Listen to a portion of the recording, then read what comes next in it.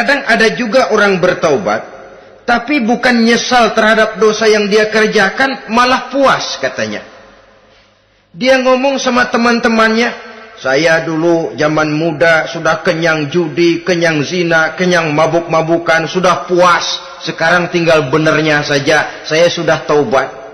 Taubatnya sih bagus, tapi puasnya itu yang jelek. Kenapa harus dikatakan puas? Bukan puas, menyesal. Menyesal saya dulu. Kenapa hanyut terjebak dosa? Kenapa tenggelam di meja judi? Kenapa tenggelam di minum minuman keras? Kenapa hanyut kepada perbuatan munkar dan maksiat? Saya menyesal sekali. Menyesal diperintah dan bukan malah puas. Dari rasa menyesal ini nanti timbul hal yang kedua, yaitu berniat tidak akan mengulangi lagi perbuatan dosa. Kalau menyesal tapi masih diulangi lagi, itu belum taubat yang sebenarnya. Saya kapok, menyesal, tidak mau minum minuman keras lagi. Besok tidak ada minuman keras, malah pusing, nyari kesana kemari. Itu belum taubat yang sebenarnya. Jadi setelah menyesal, berniat tidak akan mengulangi lagi perbuatan dosa itu. Kalau menyesal tapi masih diulanginya lagi, itu sama saja dengan main-main. Saudara-saudara kaum muslimin rahimakumullah, barangkali itu yang orang namakan dengan taubat sambal namanya. Kita kalau makan nasi pakai sambal, pedesnya bukan main, repot, marah, ngomel.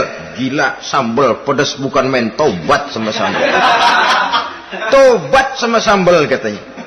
Tapi 2-3 hari kemudian dia makan lagi, nggak ada sambal, nyari. Kemarin sudah taubat, 2 hari kemudian malah nyari. Ini bukan taubat yang sebenarnya.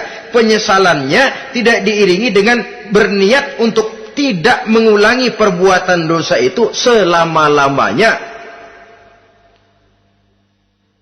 Saudara hadirin, kita sudah taubat, tidak mau lagi minum minuman keras. Datang teman, minum ya? Enggak mau. Kenapa? Saya sudah taubat. Yang benar, benar. Kalau dibayarin, udah. Jadi rupanya taubatnya itu cuma karena nggak ada yang bayarin. Begitu datang yang bayarin, berangkat lagi. Itu belum lagi merupakan taubat yang sebenarnya. Begitu juga kita taubat dari meja judi. Pada waktu sudah bures, bangkrut, habis-habisan, mungkin menyesal, mungkin bertaubat. Inilah akibatnya judi, rumah tangga berantakan, harta boros, anak terlantar, uang tidak ada. Tobat, saya tidak mau lagi-lagi tenggelam di meja judi. Pada saat kondisinya bangkrut, itu yang diucapkan. Tapi 2-3 hari, 4-3 minggu, 1 bulan kemudian rezekinya banyak, makmur lagi, usahanya maju lagi, lupa lagi dia kepada ucapan sebelumnya. Akhirnya sedikit demi sedikit tenggelam kembali di meja judi. Ini pun belum merupakan taubat yang sebenarnya. Jadi untuk sempurnanya taubat, yang pertama menyesal terhadap dosa yang telah dilakukan, yang kedua berjanji tidak akan mengulangi lagi, kemudian yang ketiga meninggalkan perbuatan jahat itu untuk selama-lamanya. Dengan kata lain, kalau memang taubat tidak mau minum lagi, talak 3 itu minuman keras. Kalau memang niat tidak akan berjudi lagi, talak 3 itu segala macam bentuk perjudian, meninggalkan perbuatan jahat.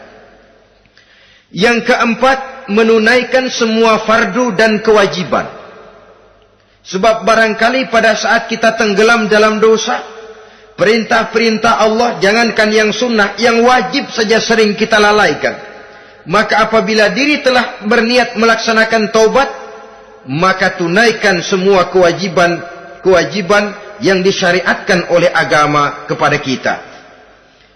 Yang kelima, meminta halal kepada para lawannya dengan termasuk mengembalikan hak milik orang lain. Ini kalau menyangkut hukukul adamiyin atau hak-hak manusia. Jadi kalau kita berdosa kepada sesama manusia, Allah belum akan menerima taubat kita kalau kita belum minta maaf kepada yang bersangkutan. Adapun kalau kita sudah minta maaf tapi yang bersangkutan tidak mau memberikan maaf, itu urusan dia kepada Allah. Urusan kita adalah meminta maaf kepada yang bersangkutan. Hal yang keenam, mendidik atau melatih diri untuk bertaat kepada Allah. Sebagaimana kita dulunya telah melatih diri, memperturutkan diri untuk berbuat durhaka. Lalu memperbaiki yang dimakan dan yang diminum. Itu juga merupakan ciri dari orang-orang yang melaksanakan taubat kepada Allah Subhanahu wa ta'ala. Kemudian apalagi memperbanyak istighfar di dalam kehidupan. Disabdakan oleh Nabi, inna likulli da'in dawa'un wa dawa'u zunubi al-istighfar. Sesungguhnya segala macam penyakit tentu ada obatnya, dan obat dari segala macam dosa adalah istighfar.